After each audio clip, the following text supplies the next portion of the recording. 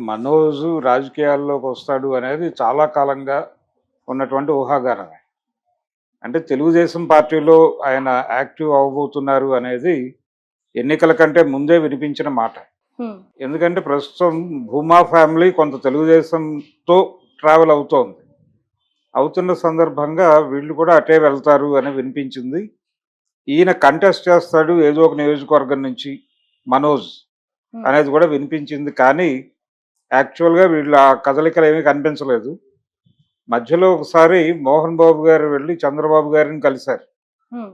అంటే ఒక wedding card ఇవ్వటం కోసం వాళ్ళ ఫ్యామిలీలో ఒక మ్యారేజ్ ఉంది.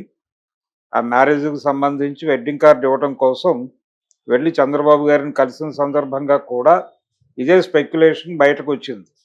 అంటే వీళ్ళు తెలుగుదేశం పార్టీతో ట్రావెల్ అవ్వబోతున్నారు టోటల్‌గా.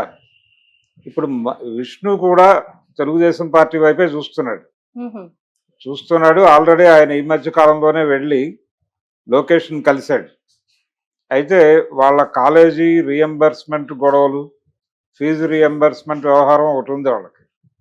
నిజానికి గత తెలుగుదేశం హయాంలో వీళ్ళు తెలుగుదేశం పార్టీకి వ్యతిరేకంగా వీధిలోకొచ్చి మాట్లాడారు.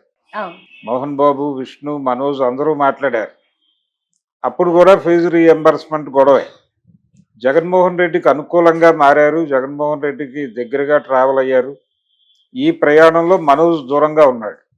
రైట్. అంటే అక్కడ మంచు విష్ణు వైఫ్ అక్కడ దగ్గర ఉండడం అవును. వల్ల అలా జగన్‌కి ఆవిడ బంధువు. బంధువు కాబట్టి. జగన్‌కి ఆవిడ బంధువు అవటంతో వీళ్ళు ఆ ఫ్యామిలీతో ట్రావెల్ అయ్యారు. హ్మ్.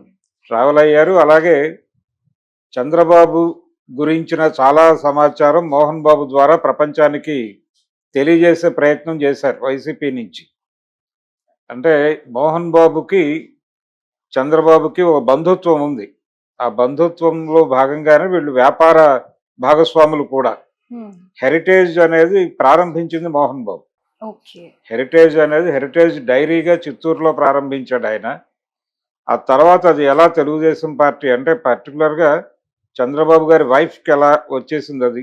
భువనేశ్వర్ గారి చేతుల్లోకి ఎలా వచ్చింది అనే దానికి సంబంధించి ఆయన అప్పటి వరకు పెద్దగా బయట మాట్లాడేవాడు కాదు మోహన్ బాబు. కానీ వీళ్ళు మాట్లాడించటం మొదలుపెట్టారు. హ్మ్. ఇలా మాట్లాడిస్తూ చంద్రబాబు దుర్మార్గుడు అనేది ఎస్టాబ్లిష్ చేయటానికి అంటే నమ్మిన వాళ్ళందరినీ గొంతుకొస్తాడు ఆయన. ఎన్టీఆర్‌కి వెన్నుపోటు, అలాగే మోహన్ బాబుకి హెరిటేజ్ విషయంలో వెన్నుపోటు ఇలా ఈ పబ్లిసిటీకి మోహన్ బాబుని బాగానే వాడుకున్నారు వాళ్ళు. ఓకే. మోహన్ బాబు కూడా బలంగా మాట్లాడాడు. తనకి అన్యాయం జరిగింది అని. అయితే అదే టైంలో హెరిటేజ్ వెర్షన్ ఏంటంటే మేము పబ్లిక్ ఇష్యూకి వెళ్ళాం. నిజానికి మోహన్ బాబు గారి చేతుల్లో ఉండగా ఆ సంస్థకి ఆ పరిస్థితి లేదు. వీళ్ళు ప్రవేశించిన తర్వాత నెమ్మదిగా దానిలో భాగస్వాములు పెరుగుతూ వచ్చారు. పెట్టుబడులు పెరిగాయి. రిటైల్ రంగంలోకి వచ్చింది. పబ్లిక్ ఇష్యూకి వెళ్ళారు. ఈ పబ్లిక్ ఇష్యూకి వెళుతున్న టైంలో బోర్డు నుంచి అంటే సిగ్నేటరీ పవర్ నుంచి ఈయన్ని తొలగించారు. హ్మ్. ఈయన పెట్టిన దానికంటే కూడా దాదాపు 3, 4 ఇంతలు అప్పటికే ఈయన పెట్టుబడి వృద్ధి చెందింది దానిలో. అంటే 80 lakhs వరకు వచ్చింది ఈయన పెట్టుబడి. ఈయన పెట్టింది 20 ఎంతో పెడితే అది 80 లక్షల దాకా వచ్చింది అనేది ఒక లెక్క ఉంది అప్పుడు. ఇలా మోహన్ బాబు గారు తెలుగుదేశం పార్టీ నుంచి బయటకొచ్చి ఈ హెరిటేజ్ గొడవలోనే బయటకొచ్చేసాడు ఆయన. అంతకుముందు రాజ్యసభ సభ్యుడు కూడా. అయితే మోహన్ బాబు పొలిటికల్ కెరియర్ ప్రారంభమైంది చంద్రబాబుతో, కాంగ్రెస్ పార్టీతో. హ్మ్. చంద్రబాబు గారే మోహన్ బాబు గారిని తనకి ప్రచారం చేయమని అడిగాడు ఆ రోజుల్లో.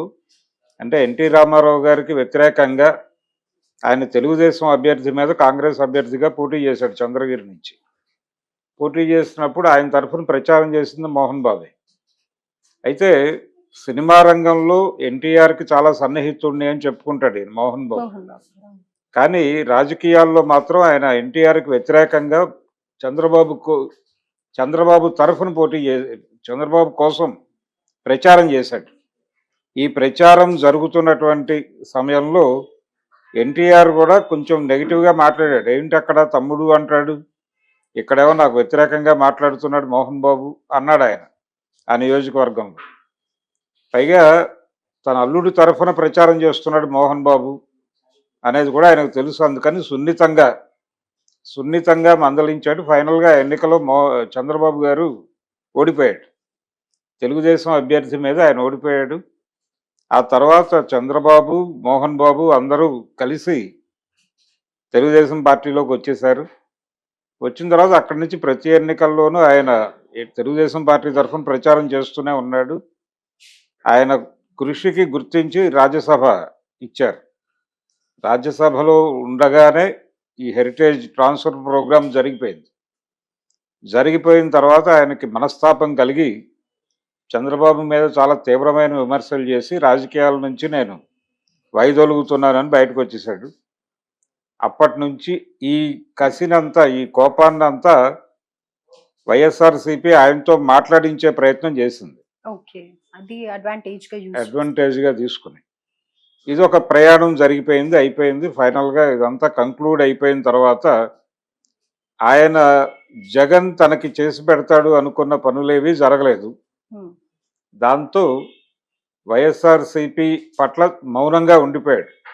2019లో చాలా యాక్టివ్గా ఉన్న మోహన్ బాబే 2024 ఎన్నికలకు వచ్చేసరికి సైలెంట్ అయిపోయాడు.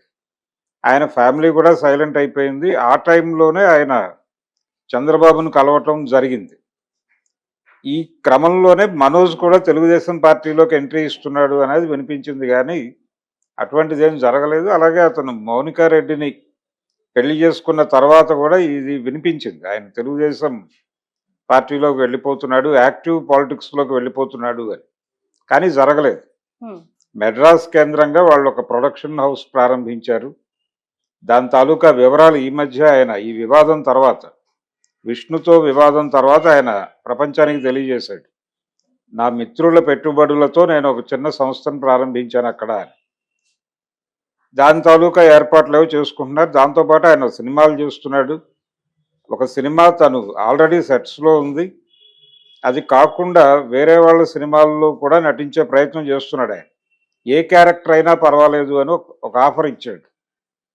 అంటే విలన్ క్యారెక్టర్ అయినా పర్వాలేదు, క్యారెక్టర్ రోల్ అయినా పర్వాలేదు, నటుడిగా తన్ని తాను ప్రూవ్ చేసుకోవాలి అనేటువంటి ఒక ఆలోచన ఉన్నట్టుగా ఈ మధ్య చెప్పాడు ఆయన మనోజ్. ఈ ప్రయత్నాలు జరుగుతూ ఉండగా వీళ్ళ ఫ్యామిలీ వివాదాలతో ఇప్పుడు ఆయన మళ్ళీ ఒకసారి ప్రపంచం ముందుకు వచ్చాడు. అంటే ఆస్తి తగాదాలు అని అంటున్నారు, కానీ ఆయన ఆస్తి తగాదా కాదు, ఇది ఆత్మగౌరవ పోరాటం అన్నాడు. ఈ ఆత్మగౌరవ పోరాటం అంటే ఏమిటి అంటే, కుటుంబ తాలూకా వ్యాపారాలలో తనకి ఏ విధమైనటువంటి అధికారం లేకుండా చేస్తున్నారు అని.